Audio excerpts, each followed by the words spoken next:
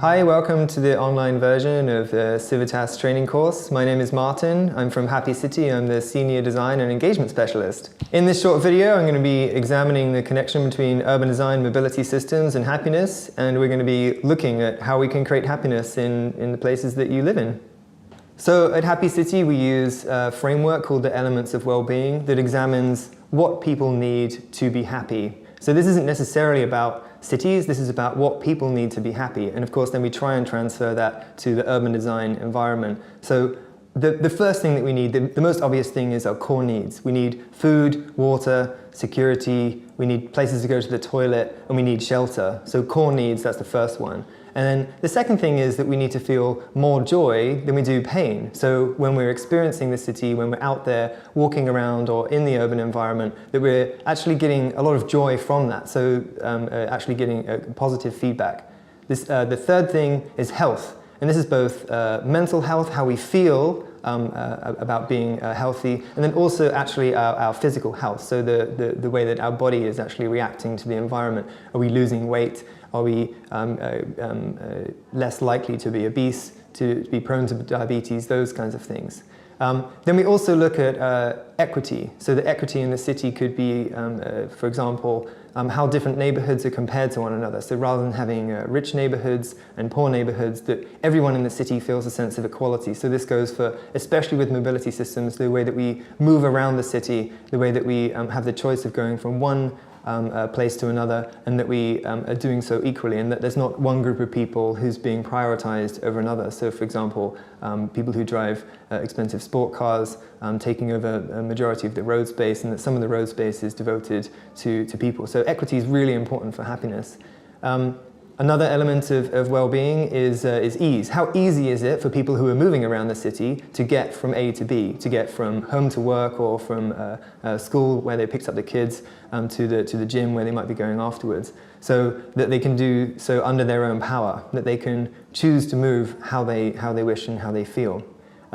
Another element is resilience. So other people call this sustainability. So the resilience could be the local economy. So how well is it going to do over the long term? How do the local tenants and people who own the shops feel about the future and prospects of staying in the area, rather than big box malls coming in and sort of taking over.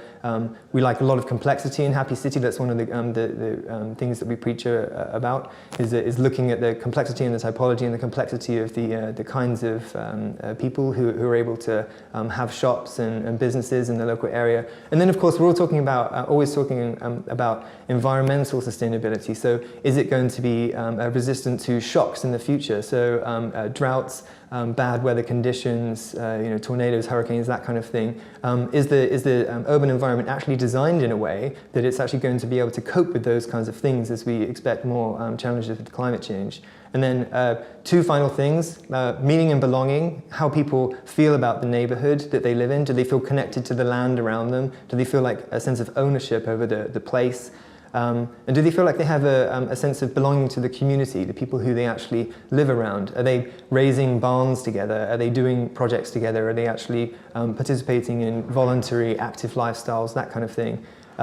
And then the final thing, the most important thing, if you don't remember anything else from my video, is sociability, that we design spaces to be as social as we possibly can. So social connections are the #1 factor in happiness, health and well-being. The more connected we are to friends, family, the community, the people who we live around, the happier we feel. So we know that through better designed street infrastructure, better cycling infrastructure, better designed cities, better designed street edges, these are the kinds of things that lead to happier cities.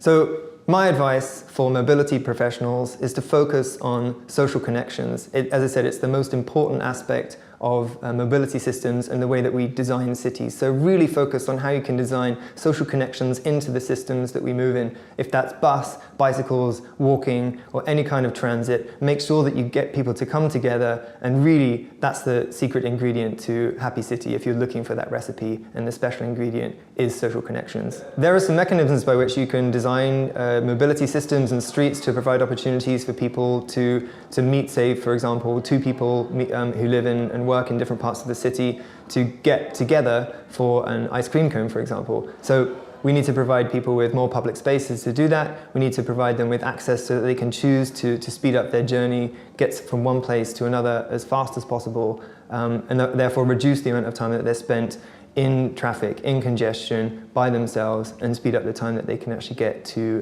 the destination so they can spend the majority of their time with the people who they want to hang out with. Well, it's been a pleasure talking to you. I hope that you've enjoyed learning about happy cities and how to build happiness into places on this CIVITAS e-learning course. And hopefully we can, with your help, make cities more happy. Look forward to seeing you out there.